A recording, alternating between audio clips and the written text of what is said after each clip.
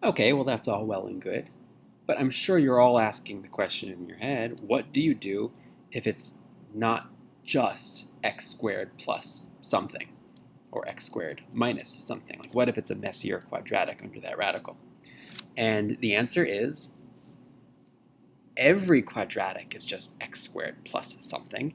You just might have to complete the square to make it look that way. And so that's what we're going to do. Anytime we see a quadratic underneath that radical, we can use this same trick with trig substitution.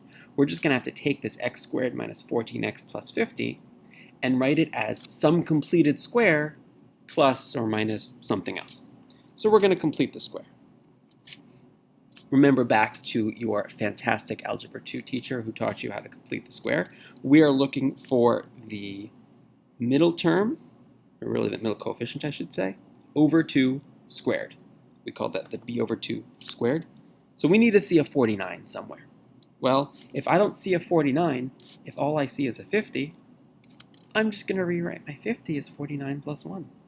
So I'm going to rewrite this as the integral of 1 over the square root of x squared minus 14x plus 49 plus 1 in respect to x.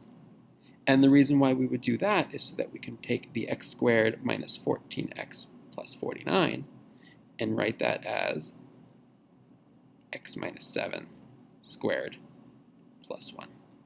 So I'm back to having the square root of something squared plus 1, which means it can go into my triangle. So I will take a look at what that triangle might look like. And remember, the little bit of strategy we keep saying is think about the hypotenuse first. So in this expression here, we've got x minus 7 squared plus 1 squared. They're both being added together. That means neither one of them is the biggest side. That means the x minus 7 and the 1 are the two smaller legs, and the square root of x minus 7 squared plus 1, which, by the way, is the same square root of x squared minus 14x plus 50. It's the same thing. That must be the hypotenuse.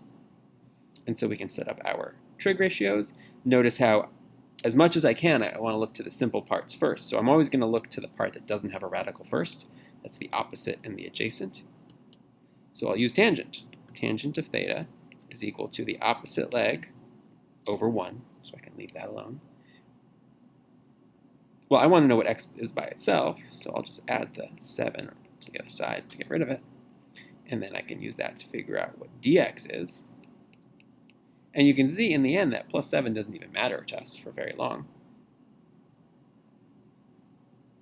I'm also going to need to figure out how to take out the entire radical, so I need to think about what the square root of x minus 7 squared plus 1 is. Well, I can use the hypotenuse over the adjacent, so I can use secant for that one.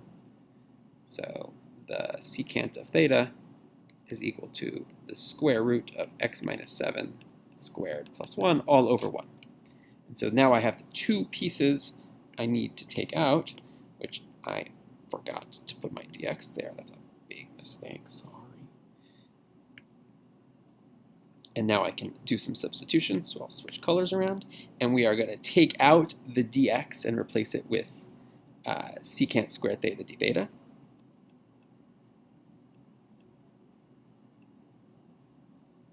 That all came from my dx. And I can take the square root of x minus 7 squared plus 1 for my denominator, and that is just plain old secant of theta. And of course, that will reduce itself to just the integral of secant of theta d theta, which we know is just the ln of the absolute value of the secant of theta plus tangent of theta.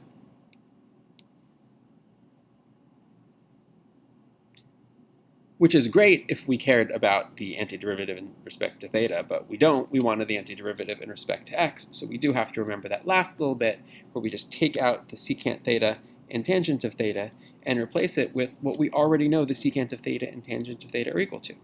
We know the secant of theta is that square root, the tangent of theta is that little linear, so we can take those out,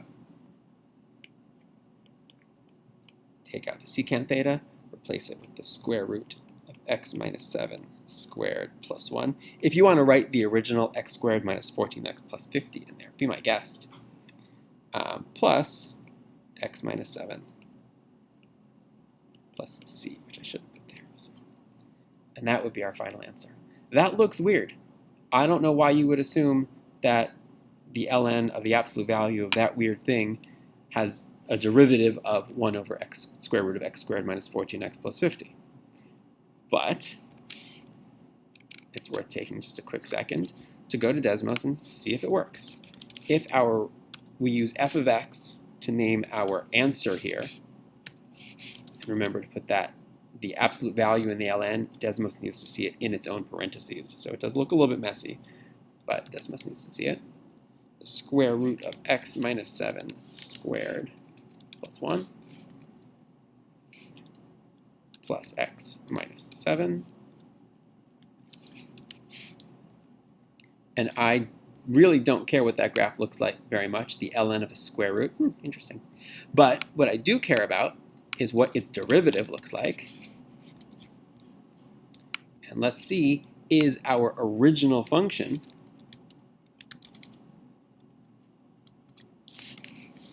x squared minus 14x plus 50, is that the same thing as the derivative of our answer? And we can see that the two graphs are the same graph, which means our answer is correct.